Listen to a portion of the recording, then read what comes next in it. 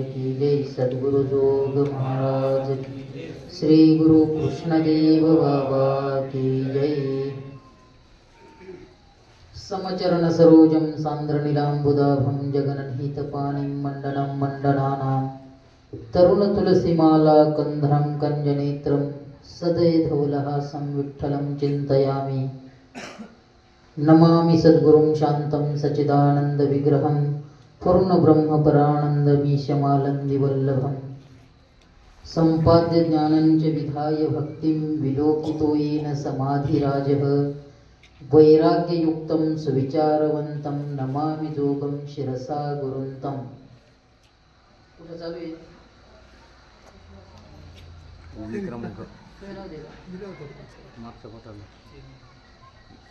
अत्र शूरा महेश्वासा भीमार्जुन समायुधिः युयुधानो विराटश्च द्रुपदश्च महारथः। चौथा श्लोक चालू आहे पहिल्या अध्यायातला।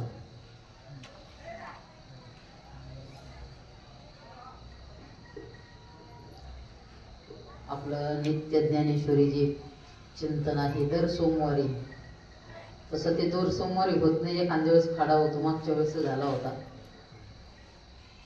आता चौथा श्लोक चालू आहे। अत्र शूरा महेश्वासा भीमार्जुन समायुधिः युयुधानो विराटश्च द्रुपदश्च महारथः।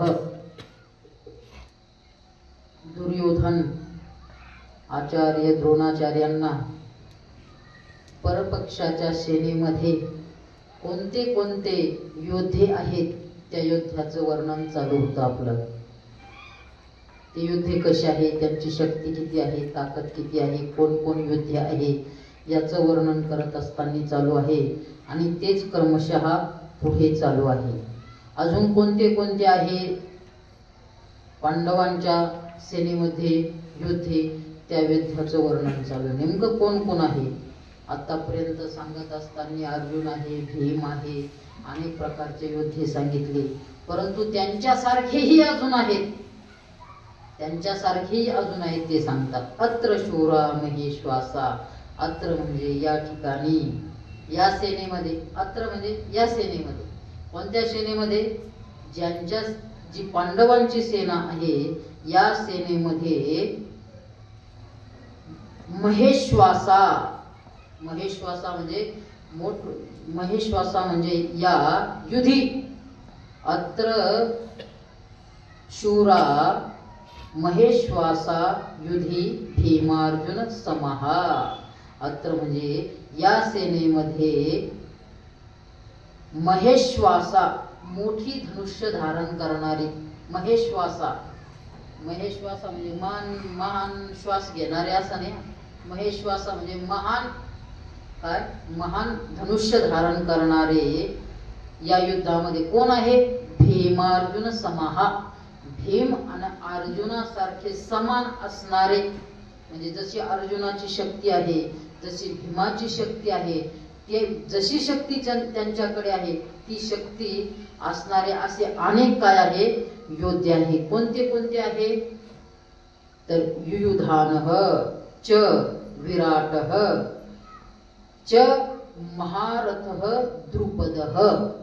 सरळ अन्वय त्याचा काही, कारण सगळे नाम आलेले आहे, जिथं जिथं नाव येतात त्या ठिकाणी द्वंद्व समास होत असतो। कारण ज्या ठिकाणी च च च येत होतो द्वंद्व समास असतो। भीम च अर्जुन नकुल च सहदेव, चकारो बहुल द्वंद्व चासौ कर्मधारयः यस्य येषां बहुव्रीहि शेषस्तच पुरुषः। समास ओळखण्याचे हे काही एक श्लोक सांगितलेला आहे। काय? चकारो बहुल द्वंद्व, ज्यादा जिथं च असेल म्हणजे चकार असेल त्याला कोणता समास म्हणतात? द्वंद्व समास म्हणतात। चकार बहुल द्वंद्व च्या आसौ कर्मधारव, कर्मधारय च असौ असा असला का तो कर्मधारय समास असतो। यस्य येषां बहुव्रीहि, जिथे यस्य असेल येषां असेल तो कोणता असतो? बहुव्रीही असतो आणि शेषस तत्पुरुष, शेष उरलेला जो असतो तो कोणता समास असतो तर तत्पुरुष समास असतो. आणि याच्यामध्ये खालच्या याच्यामध्ये सर्व कोणता समास आहे तर द्वंद्व समास आहे. युयुधान, युयुधान म्हणजे काय, हा युयुधान म्हणजे सात्यकी, हा सात्यकी आहे. विराट, हा विराट मत्स्य देशाचा राजा होता, मत्स्य देशाचा राजा विराट. हा विराट अभिमन्यूचा सासरा होता. विराट राजा, त्याचा पोरगा कोण उत्तर, आणि त्याची मुलगी कोण उत्तरा. ही कोणाला दिलेली होती अभिमन्यूला. आणि परा विराट आणि महारथ द्रुपद, द्रुपद राजा महारथी. द्रुपद महारथी कोणाला म्हणतात ज्याच्यामध्ये 10,000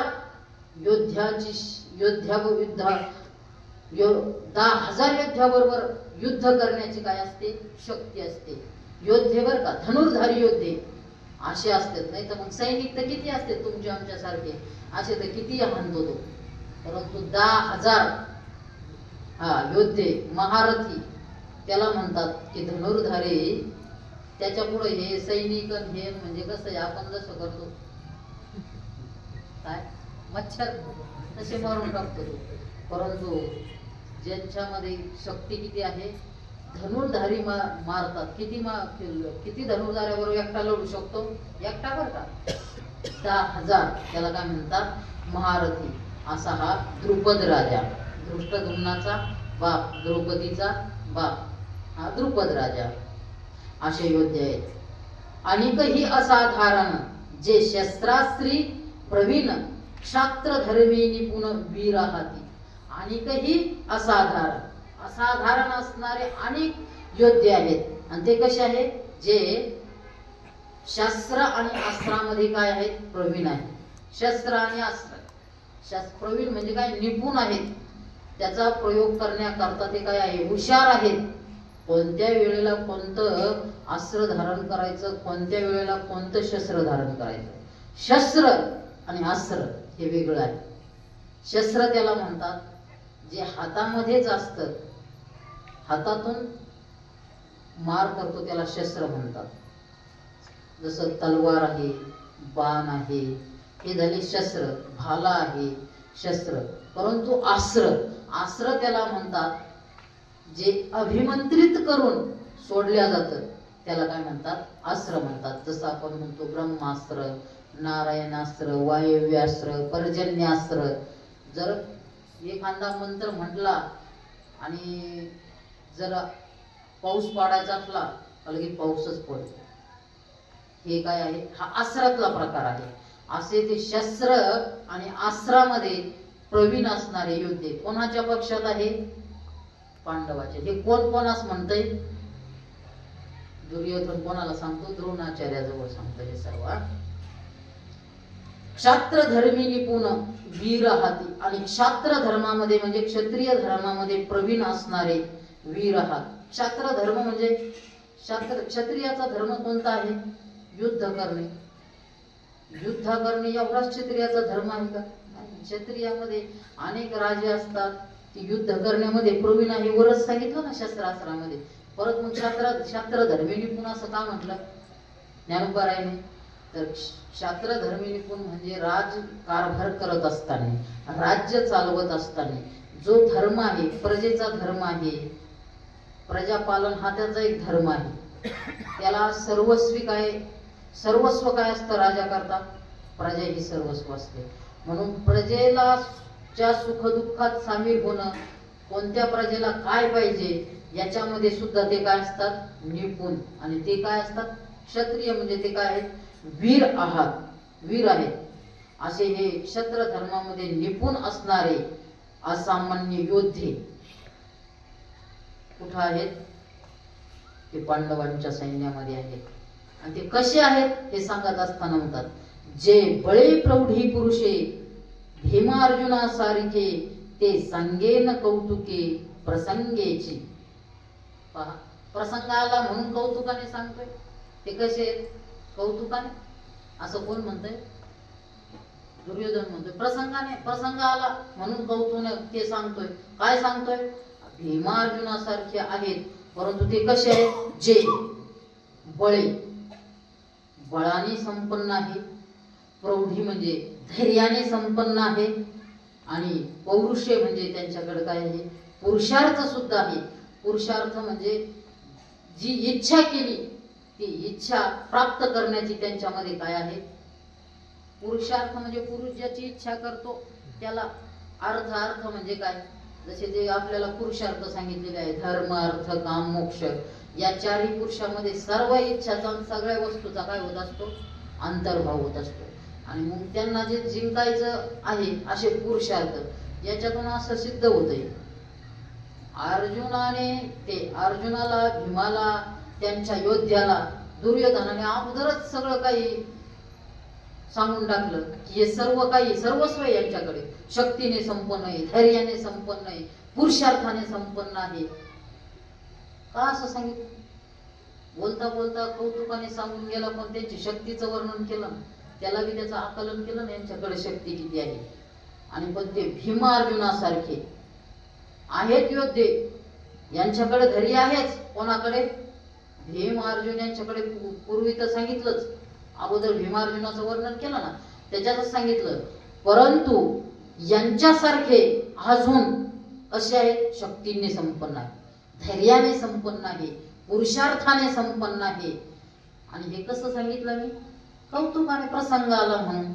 अजून कसे आहेत? एक युधान सुभटू आला असे विराटू महारथी श्रेष्ठ द्रुपद विरू. श्लोकाचाच अर्थ खाली आलेला आहे.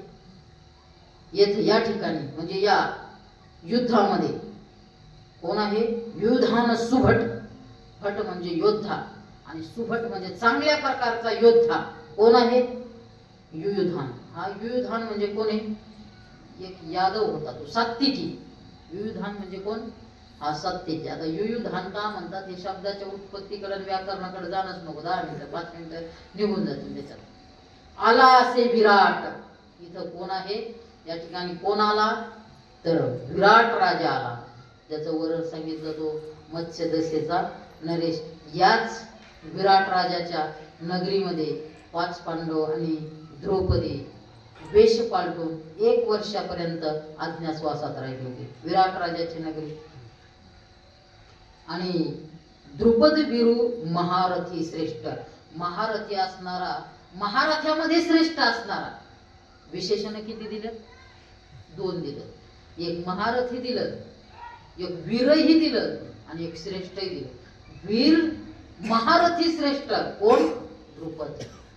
द्रुपद राजाचं वर्णन करत असताना तो वीर आहे आणि महारथ्यामध्ये श्रेष्ठ असणारा हा द्रुपद राजा आहे.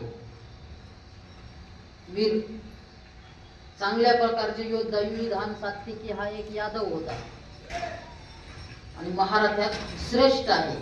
धृष्ट केतुष्टे कितान काशीराजश्च वीर्यवान पुरुजित कुंती भोजश्च शैवेश्च नरपुंगवः.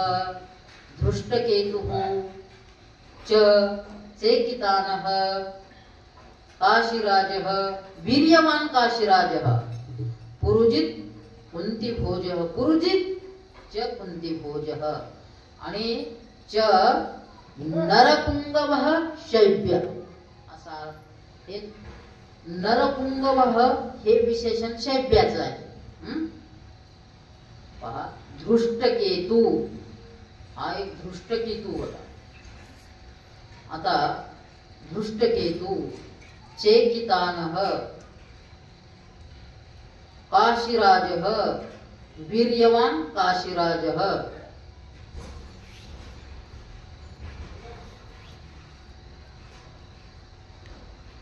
हा धृष्टकेतू आहे.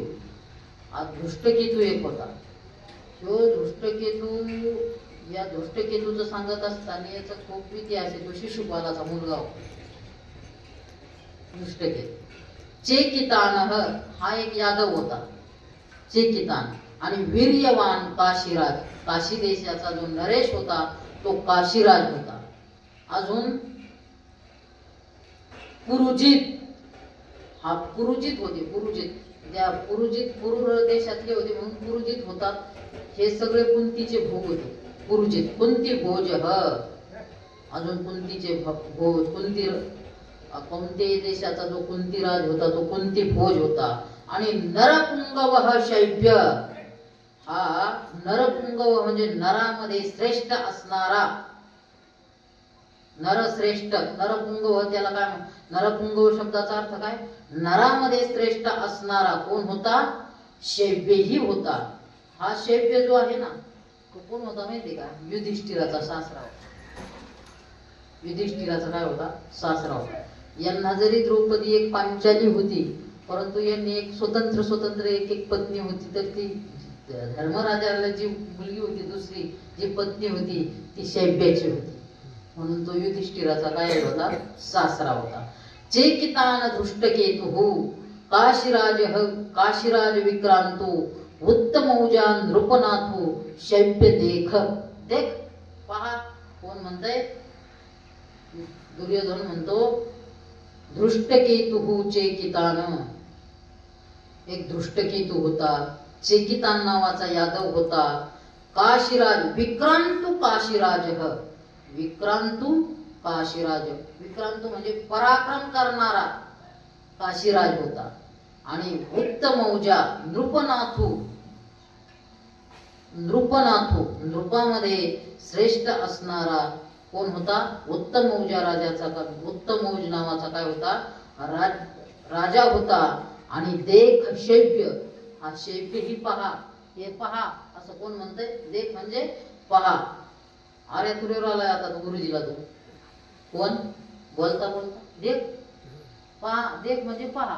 गुरुजीला अरे तुरेवर आला कोण, त्याचा भरत आलं होतं ना, पाप व्हायला पाहिजे होता ना, थोडंफार शिल्लक असेल म्हणून आरे तुरेवर आला. असं एका ठिकाणी मनात नाही सांगत, अनेक ठिकाणी श्रवण केलं, काही ज्ञानेश्वर्या पाहिल्या ना त्याच्यात विस्तार करत असताना असं देख म्हणत असते का. बरं द्रोणाचार्य आहे ते आणि त्याला म्हणतोय पा का, त्याच्याकडून काहीतरी पाप व्हायचं असेल. ज्ञानोबरायांची भाषा आहे.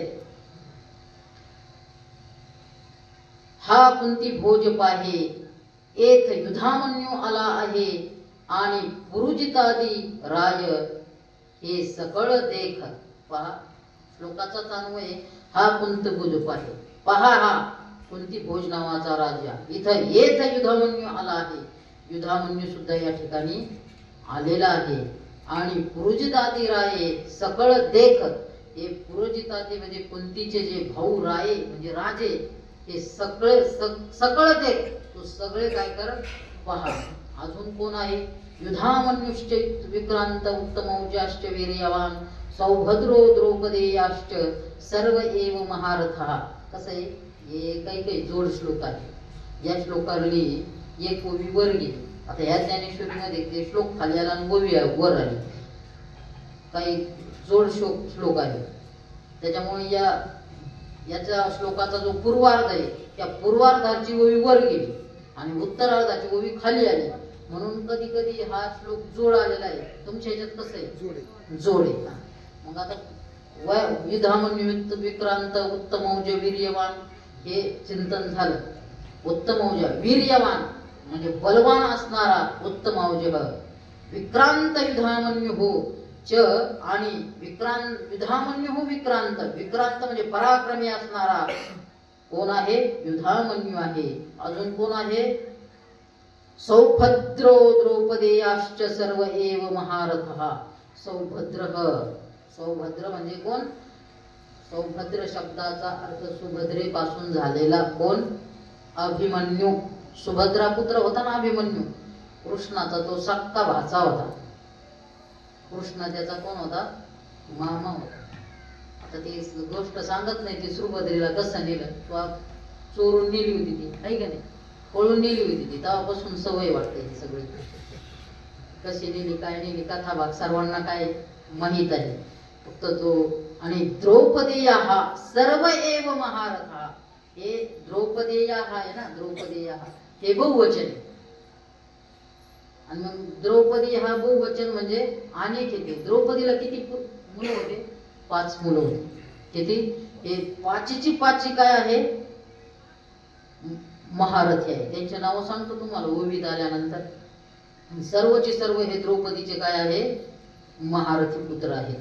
सर्व एव महारथा. पाचवी, हा सुभद्रा हृदयानंदनु, जो अपरू नवार्जुनु, अभिमन्य म्हणे दुर्योधनु, देखे द्रोणा, ए द्रोणा पहा, हा सुभद्रा हृदयानंदनु. सुभद्रा हृदयानंदनु, सुभद्रेच्या हृदयाला आनंद देणारा, सुभद्रेच्या अंतकरणाला सुख देणारा, जो अपरू नवा अर्जुन, जो नवीन काय आहे, अर्जुनच आहे. अर्जुनाचा पोरगाच होता ना, मुलगा होता. अपरू नवा अर्जुन आणि म्हणे दुर्योधनो, देखे द्रोणा अभिमन्यू. हे दुर्योधन म्हणे, हे द्रोणा पहा, हा अभिमन्यू. हा अभिमन्यू उत्तरेच्या गर्भामध्ये असताना, उत्तरेच्या नाही, सुभद्रेच्या गर्भ, उत्तरात त्याची हा होता असं करीत. हा सुभद्रा हृदय नंदनो, हे अभिमन्यू सुभद्रेच्या गर्भामध्ये असताना आपल्या बहिणीला तो ज्ञान सांगत होता. कशाचं, अनेक प्रकारचं ज्ञान सांगत होता. त्याच्यात चक्रव्यूहामध्ये कसं घुसणं हे ज्ञान सांगत होता सुभद्रेला. कोण सांगत होता, भगवान परमात्मा सांगत होता. आणि ते चक्रव्यूहात घुसत असताना असं घुसायचं, तसं घुसायचं, इथून घुसायचं, तिथून घुसायचं. परंतु ते सांगत असताना कोणाला झोप लागली, त्या सुभद्रेला काय लागली, झोप लागली. आणि तिनं जेव्हा घोरण्याचा आवाज आला तेव्हा तिच्याकडे कोणी पाहिलं, भगवान परमात्म्याने पाहिलं. इथं घोरती आणि हुंकार तर चालू आहे. पहिली गोष्ट सांगत असताना जुनी आता गोष्टीच राहिल्या नाही. याच्यामुळे सगळ्या गोष्टी कशा झाल्या, याच्यात आल्या. पहिले म्हातारे लोक गोष्टी सांगायचे, राक्षसाचे सांगायचे, हे सांगायचे, ते सांगायचे. आणि ते म्हणजे वकार दे, असं केलं तर पाहू ना पुढं सांगत होते ना. नाही तर नाही केलं का असं वाटायचं झोपला तो आता. परंतु तिथं घोरण्याचा आवाज येतात आणि हुंकारीचा आवाज येतो. एक साथ तर दोन कार्य करू शकत नाही ना. इथं टार घोरू राहिली ना, हुकार कोण देतय, तिच्या गर्भामध्ये असणारा तो अभिमन्यू काय द्यायचा, होकार द्यायचा. आणि मग पाहिलं की झोपली, मग काय ह्याला सांगायचं. परंतु तोपर्यंत एवढंच ज्ञान सांगणं झालं होतं, कसं, चक्रव्यूहात घुसण्याचं. मग त्या गर्भाचं क्षण केलं आणि भगवान परमात्म्याने सुदर्शन चक्राचं पाणी त्या सुभद्रेच्या मुखामध्ये सोडलं. कारण हा जो अभिमन्यू होता ना, याला सहस्र बाहू होते, 1000 हात होते, 1000 किती. आणि एवढे हात असल्यानंतर तो काय होईल, अजेय होईल आणि नीतीच्या विरोधात जाईल, सगळ्याला तो जिंकून घेईल. म्हणून ते भगवान परमात्म्याने सुदर्शन चक्राचं जे पाणी सोडलं, त्या पाण्याने काय झाले, त्याचे तो चंद्र अवतार होता. आता ती दुसरी कथा आहे, तुम्हाला माहित असेल, तो चंद्र अवतार होता. म्हणून ते पाणी सोडल्यानंतर त्याचे 998 हात त्या ठिकाणी गळाले आणि त्याचं पाणी तयार झालं. आणि अभिमन्यूचे किती हात राहिले, 2च हात राहिले. आणि मग हा जो अभिमन्यू होता त्याला चक्रव्यूहात घुसण्याचं ज्ञान होतं. युद्धही सुरू झालं.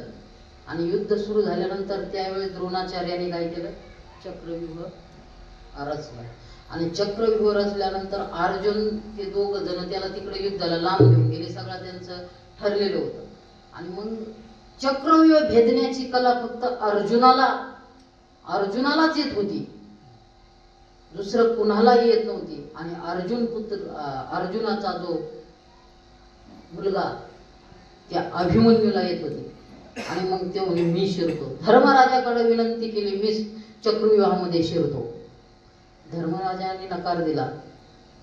परंतु त्याने खूप अट्टहास केला आणि त्या अट्टहासापोटी धर्मराजाने आज्ञा केली आणि तो अभिमन्यू चक्रव्यूहामध्ये घुसला. त्याचं ज्ञान होतं, परंतु चक्रव्यूहामधून बाहेर येण्याचं ज्ञान नव्हतं. आणि त्या ठिकाणी त्यांनी तिथेही युद्ध केलं असतं, परंतु त्याला अनितीने 6 जणांनी त्याच्यावर बाणाचा काय केला, वर्षाव केला. कृपाचार्य होते, कर्ण होते, अश्वत्थामा होता, असे 6 जण होते.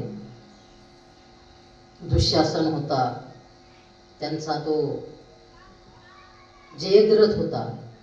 आणि मूर्छित अवस्थेमध्ये असताना योद्ध्याला मारत नसते, परंतु त्या दुःशासनाने त्या गदेचा प्रहार त्याच्या मस्तकावर केला. कोणाच्या? अभिमन्यूच्या. आणि त्या ठिकाणी गतप्राण झाला. एवढंच नाही, प्राण गेल्यानंतर सुद्धा त्या जयद्रथाने अभिमन्यूच्या शिरावर, डोक्यावर लत्ता प्रहार केला, म्हणजे लातेने प्रहार केला. त्याचाच बदला म्हणून पुढे त्याला अर्जुनाने आल्यानंतर काय केला होता, पण केला होता. चला पुढे गोष्ट सांगितली गेली, पुढे जाते. हा अभिमन्यू तो दाखिला, त्याच्याकरता ज्ञानोबरायांनी 1 ओवी खर्च केली एकट्या अभिमन्यू करता. नाही तर एका ओवीत 3 योद्धे सांगितले. आणि काही द्रौपदी कुमार हे सकळही महारथी वीर, मितीने निजे पर्यापार मिनले असते. याशिवाय आणि काही द्रौपदी कुमार, द्रौपदीचे कुमार म्हणजे मुलं 5 होते. ते द्रौपदीला युधिष्ठिरापासून झालेला एक प्रतिविंध्य होता, भीमापासून झालेला सुतसेन होता, अर्जुनापासून झालेला श्रुतकर्मा होता, नकुलापासून झालेला शतानिक होता आणि सहदेवापासून झालेला शतानिक होता. असे 5 पुत्र द्रौपदीला होते. आणि काही द्रौपदी कुमार हे सकळिक महारथी वीर, हे सगळे काय होते, वीर होते, परंतु महारथी होते.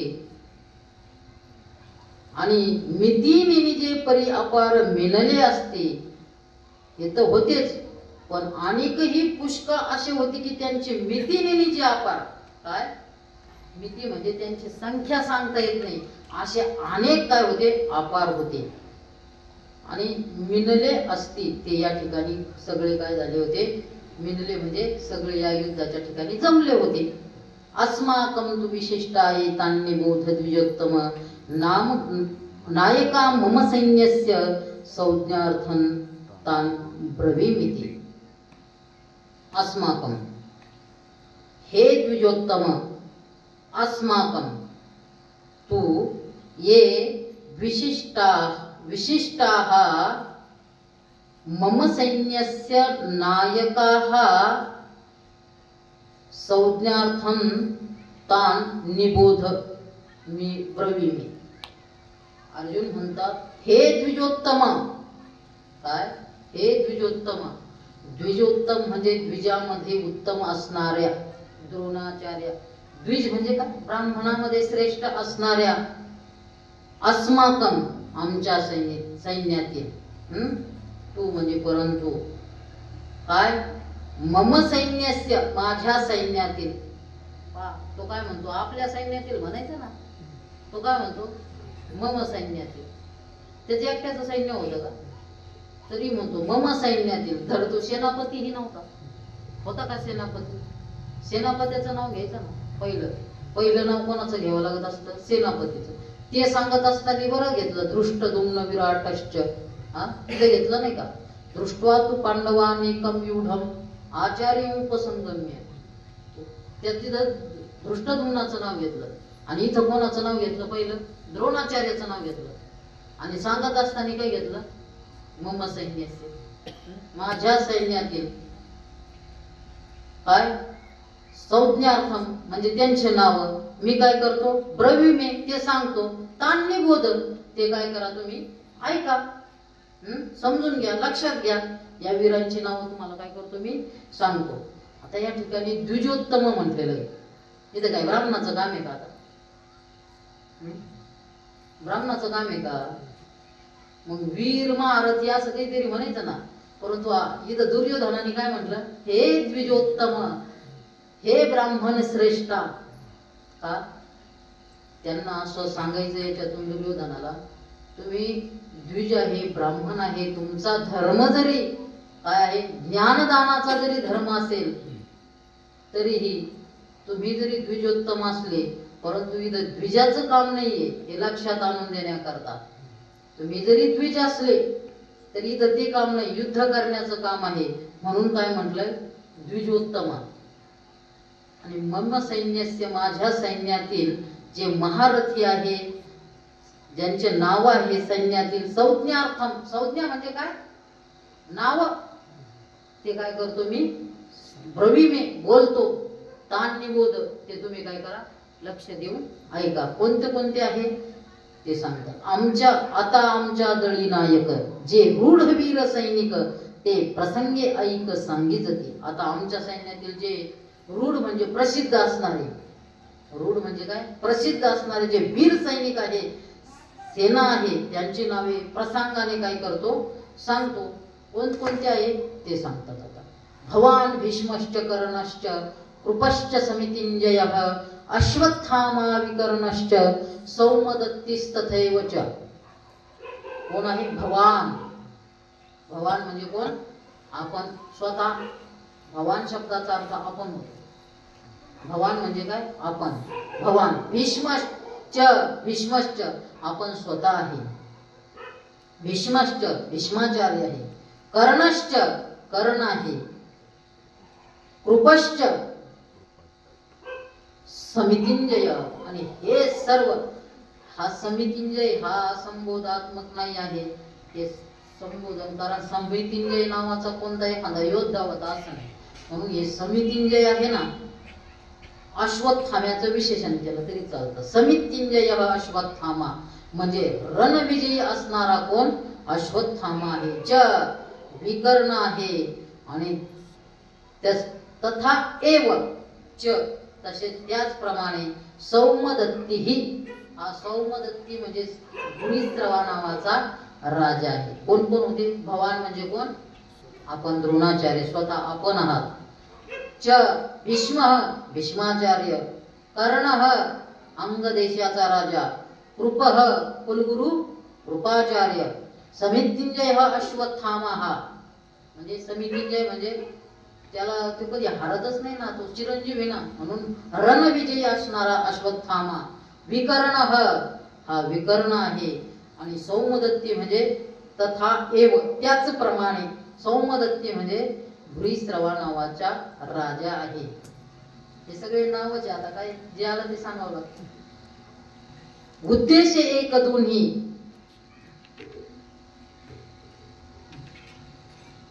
उद्देश एक दोन्ही, जाईज ती बोलवणी, तुम्ही आधी करूनी मुख्य जे जे.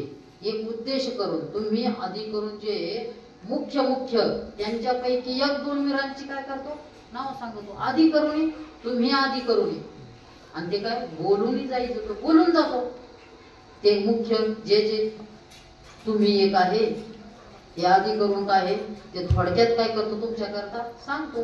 किती सांगतो, एक दोन सांगतो. कोण कोण आहे, भीष्माचार्य. हा भीष्म गंगानंदनु, जो प्रताप तेजस्वी भानु, रिपु गज पंचाननु कर्णवीर. पहा, एका ओळीत दोन जण सांगितलेले. हा भीष्म गंगानंदनु. गंगानंदनु हा भीष्म, गंगेचा पुत्र असणारा भीष्माचार्य. तो कसा आहे, जो प्रताप तेजस्वी भानु.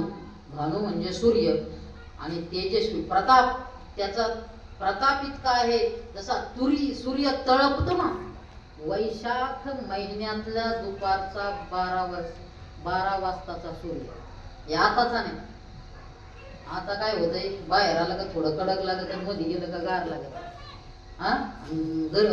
मध्ये गार लागलं का परत बाहेर येतं. असा नाही, बाहेर येण्याची ज्या वेळेस इच्छाच होत नाही अशा प्रकारचा सूर्य कधी असतो, वैशाख मासातला महिन्यातला. किती तळपतो, असं वाटतं कधी 12 वाजता, नाही तर सारा वाळवंटात येऊन उभा करावा.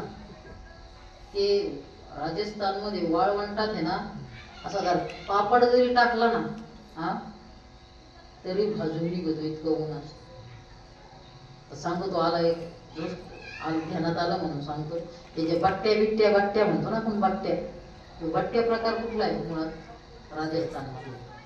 काय झालं, पहिले युद्ध व्हायचे मग युद्ध चालू असताना काय झालं, त्यांच्याकडून कणिक मळल्या गेली, रोट्या करण्याकरता, तिखट करण्याकरता कणिक मळल्या गेली.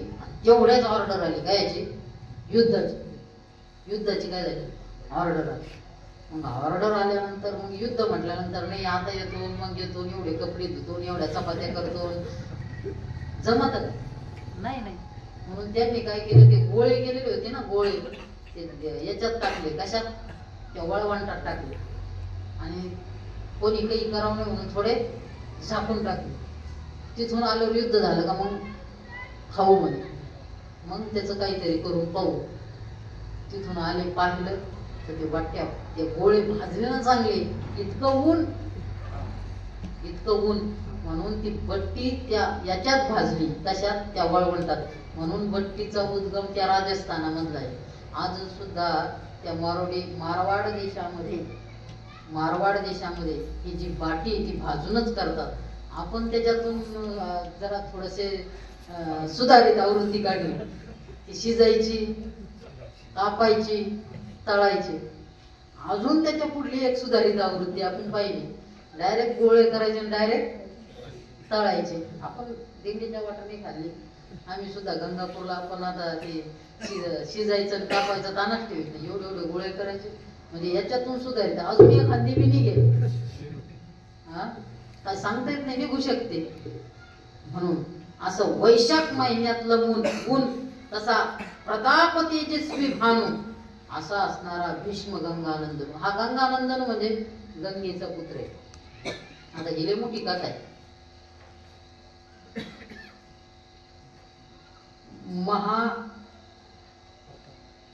महाशिष नावाचा एक राजा होता, ते स्वर्गामध्ये होता. आणि स्वर्गाची सभा चालू असताना त्या ठिकाणी ब्रह्मदेवाच्या दर्शनाला ती गंगा आली होती. आणि मग गंगा आल्यानंतर तिथं थोडी अशी वाऱ्याची झुळूक आली. आणि वाऱ्याची झुळूक आल्यानंतर तिचं अंगवस्त्र थोडं उडालं. आणि अंगवस्त्र उडाल्यानंतर कटिवस्त्र, वरचं वस्त्र उडाल्यानंतर सर्वांनी काय केलं, माना खाली घातल्या.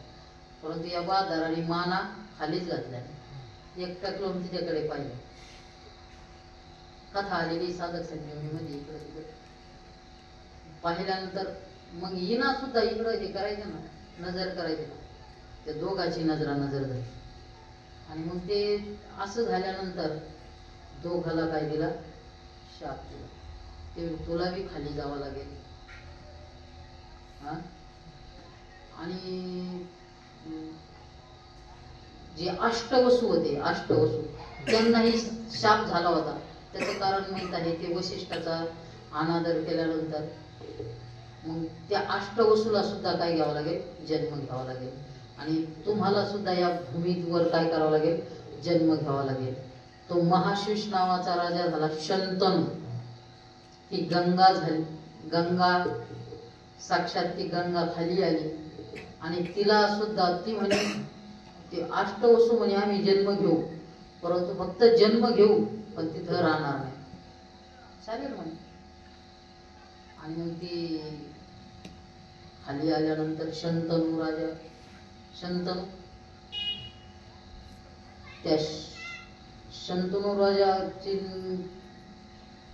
गंगेची भेट झाली खाली. आणि मग भेट झाल्यानंतर त्यांचा पूर्वीपासूनच जन्म आलेला होता, खाली आले होते. खाली आल्यानंतर ते अष्टवसू पण शिकारीला गेला, शंतनू राजा. आणि शंतनू राजा शिकारीला गेल्यानंतर त्याला एका सुंदर स्त्रीचं दर्शन झालं. आणि दर्शन झाल्यानंतर त्याने काय केले, मला तुझ्या बरोबर काय करायचं म्हणे, लग्न करायचं. ती म्हणे लग्न करते म्हणे, पण माझी एक अट, मला माझ्या मनाने मी वागेल, मला काहीच करायचं नाही, हटकायचं नाही. काय करायचं नाही, हटकायचं नाही. आणि ज्या वेळेस हटकेल त्यावेळेस मी काय करणार, निघून जाणार. म्हटल्यानंतर काय मग त्यांचा संसार सुखाचा चालू झाला. ती गंगाच होती ना. ती कोण होती? सुंदर स्त्री गंगा होती. पहिला मुलगा झाला. तिनं मुलगा घेतला, पुढे टाकला, गंगेत सोडून दिला. गंगेचे पुत्र गंगेला अर्पण. दुसरा झाला, गंगेला अर्पण. याला नाविलाज झाला. नाविलाज झाला ना त्याला. काही म्हणत ही बाई निघून जाईल. पहिला झाला, दुसरा झाला, तिसरा झाला, चौथा झाला, पाचवा झाला, सहावा झाला. तरी हटकल काहीच म्हटलं नाही की जाईल ना निघून. आणि शेवट मग सातवा झाला. शंतनूला काय नाही राहिलं, रावलं नाही. आणि रावलं नाही म्हटल्यानंतर तिचा वेळ झाला. तुम्ही हटकवलं, मी आता काय करणार, निघून जाणार. तो मी पोरगा दे मला. तोच अष्टवसूपैकी एक. मग त्याचं नाव काय? गंगानंदन. गंगानंदन गंगेपासून झाला म्हणून गंगा. नंदन म्हणजे नंदन म्हणजे बालक. नंदनंदन नंदाचा मुलगा म्हणून नंदनंदन. नंद म्हणजे बालक, तिचा मुलगा झाला. मग ती म्हण नाही नाही, मी याला घेऊन जाते म्हणून. आणि घेऊन गेली ती. मी एकदा येईल आणि तुला याला स्वाधीन करेन म्हणे तुझ्या. ती घेऊन गेली, स्वर्गात घेऊन गेली गंगा त्याला. स्वर्गात घेऊन गेल्यानंतर त्याला सगळं वेदाध्ययन केलं, खाली आले. पण परशुरामाकडून विद्याने शिकला, धनुर्विद्या शिकला. आणि एक दिवस असाच गंगेमध्ये धनुर्विद्याचे तो काय करीत होता, रियाज करत होता. ना दिन दिना नाही, बाण मारले आणि बाणाने गंगेचा प्रवाह त्याने काय केला होता, रोखला होता. आणि तो फिरत फिरत शंतनू आला. फिरत आला आणि पाहिलं, कोण असेल एवढा ज्याच्या बाणाच्या जोराने गंगेचा प्रभाव रोखला. गंगेचा प्रभाव रोखतो का? मग पाहिलं तर कोण होता, तोच गंगानंदन होता. आणि त्या ठिकाणी गंगा अवतीर्ण झाली. आणि त्या गंगानंदूला सांगितलं, हे तुझे काय आहे, पिता आहे शंतनू. आणि मग तो गंगेने तो आपला पुत्र गंगापुत्र शंतनूला काय केला, सोपवला. आणि गंगा निघून चालली. त्यावेळेस तो गंगासूत म्हटला, म्हणजे गंगानंदनू म्हटला की आई तुम्हाला सोडून जाऊ नको. परंतु त्यावेळेस तुला जेव्हा गरज पडेल, तू जेव्हा माझी आठवण करशील, त्यावेळेस मी तुझ्या समोर काय होईल, हजर होईल. आणि मग ते दोघ जण आले आणि त्या ठिकाणी वावरू राहिले. वावरत असताना ती गंगा तर निघून गेली. येडा झाला गेली म्हणून. गंगा गेली, पहिली गेली. मग असाच फिरत गेला एक शिकारी करण्याकरता. एका झाडाखाली बसला आणि त्याला ती सत्यवती दिसली. मत्स्यगंधा, योजनगंधा, योजनपर्यंत तिचा नाव येतं. आणि तो मग त्याला असं वाटलं की हिच्या बरोबर काय करावं. पहिले राजे होते, त्यांचं काय नाही, एकदा मन वळलं का वळलं. आणि मग हिच्या बरोबर लग्न करायचं, मत्स्यगंधे बरोबर. परंतु तिच्या बापाकडे गेला. तिचा बाप म्हटला, काय आहे, तुला पहिलाच एक पोरगा आहे, तो राजा होणार, याला काय भेटणार. त्याला वाटलं राजा होणार.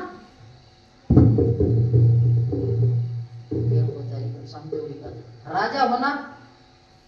आणि मग त्यावेळेस त्याने ना तिच्याविषयी असणारी आसक्ती मनातून निघत नव्हती. आणि त्या आसक्तीने काय झाला, थोडा तो दिवसेंदिवस एकदम कोमाजून गेला. कोण? शंतनू नावाचा राजा. घरी जायचा, बोलत नव्हता, काय नव्हता. एक दिवस भीष्माचार्यानेच विचारलं, पिताश्री काय झालं.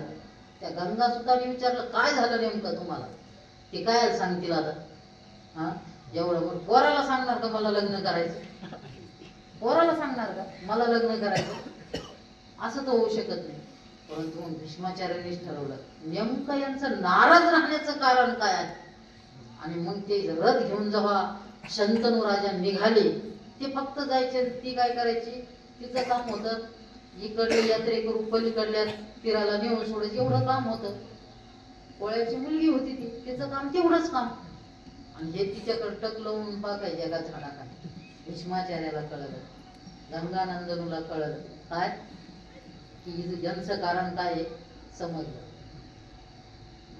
तिचा तपास काढला ती कोणी, मग त्यांच्या कुटियावर गेली, त्या कोळ्याच्या कुटियावर. तिचा बाप होता, तिला ती होती. तिचा बाप म्हटला, राजा आला होता पण मी त्याला नकार दिला, कारण तिचा एक अगोदरच एक पुत्र आहे म्हणे आणि तो राजा होईल. त्यांना अगोदरच एक पुत्र आहे, तो राजा होईल म्हणे. आणि माझ्या मुलीच्या जो मुलगा आहे त्याला काय त्याची सेवा करावं लागेल म्हणे, दुसरं काय आहे. त्याला माहितच नव्हतं हे भीष्माचार्य. ते म्हणजे मीच त्यांचा मुलगा आहे, त्या शंतनू राजाचा मुलगा मीच आहे, मीच पण करतो म्हणे. मी काय होईल, आज जन्म मी राजगादीवर बसणार नाही. पहिली प्रतिज्ञा केली, हा राजगादीवर बसणार नाही. परंतु राजगादीवर बसणार नाही, परंतु हे नाही राजगादीवर बसणार, पण यांना झालेला मुलगा परत बसेल ना, भीष्माचार्यांना झालेला. राजगादीवर बसणार तुम्ही नाही बसणार, पण तुमचा मुलगा बसणार ना, कारण यांचा जन्म अगोदर झालेला होता, याचा होणार होता. दोन्ही याचा मुलगा आणि बापाचा मुलगा संघ आल्यानंतर गादीवर कोण बसेल. म्हणून त्यांनी परत प्रतिज्ञा केली, मी आजीवन ब्रह्मचारी राहील. अरे आणि आजीवन ब्रह्मचारी राहून जो ब्रह्मचारी राहिला तरी सत्ता घेऊन चालवेल ना, नाही नाही. परत तिसरी प्रतिज्ञा केली, जो या गादीवर राहील त्याची मी आजीवन पर्यंत काय करीन, सेवा करेन. या 3 प्रतिज्ञा केल्या. म्हणून अशा भीष्म अशा कठीण प्रतिज्ञा केल्या, म्हणून तिथून पुढे त्यांना नाव काय पडलं, भीष्म. हा भीष्म गंगानंदन, म्हणजे भीष्म नाव का पडलं, खरा तो गंगानंदन. भीष्मपती कठीण प्रतिज्ञा केली म्हणून त्यांचं नाव काय भीष्म. पुढं काय झालं, म्हणून धृतराष्ट्राची सेवा करावं लागली ना. त्या जरी देव होता तरी पुत्र स्नेहाने मोहित होता तरी त्याची सेवा केली का, पण होता ना, प्रतिज्ञा केलेली होती. हा रिपू गज पंचाननु कर्णवीरू, हा रिपू गज पंचाननु कर्णवीरू, हा कर्णवीरू आहे. रिपू म्हणजे शत्रू, गज पंचाननु, पंचाननु म्हणजे सिंह आणि गज म्हणजे हत्ती. हत्तीला मारण्याकरता सिंह काय त्याचा काळच असतो, तसा हा सैन्याचा काळ आहे, सिंहासारखा असणारा हा कर्ण काय आहे, कर्ण आहे. म्हणजे शत्रुरूपी हत्तीचं विदारण करणारा. जसं हत्तीचं विदारण सिंह करतो तसं शत्रूचा विदारण करणारा हा कोण आहे, कर्णवीरू. या एकेकाचे मनोव्यापारे हे विश्व होय संहारे, हा कृपाचार्य न पुरे एकलाची. या एकाचे मनोव्यापारे, एखाद्याच्या हे विश्व होय संहारे, हे एकाचे मनोव्यापारे म्हणजे कोण, हे जे वर सांगितलेले आहे ना, द्रोणाचार्य सांगितले, भीष्माचार्य सांगितले, कर्ण सांगितले, हे जे 3 आहे ना, यांनी एका एकाने जरी मनात आणलं तरी ह्या विश्वाचा संवाद होईल. हे पूर्वार्धामध्ये या 3घाचं वर्णन आहे. कोणाचं, द्रोणाचार्य, भीष्माचार्य आणि कर्ण.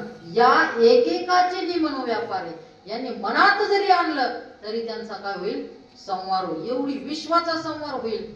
तर ही काय पांडवाची सेना किती आहे.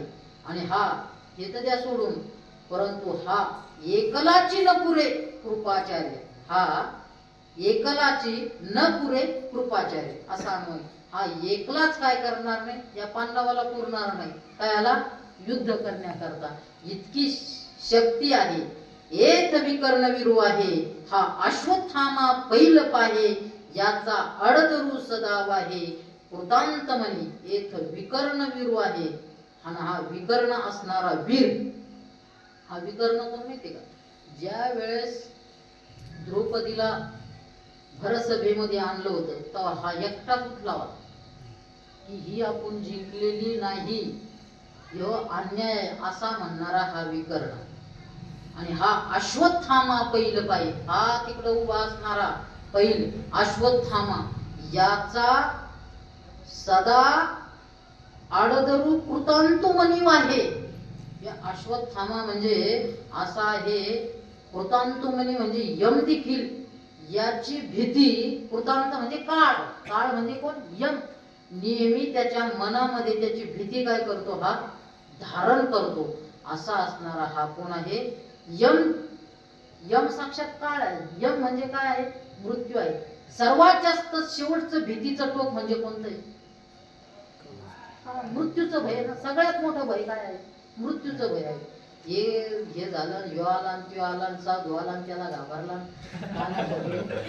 काय ही भीती लई कमी आहे.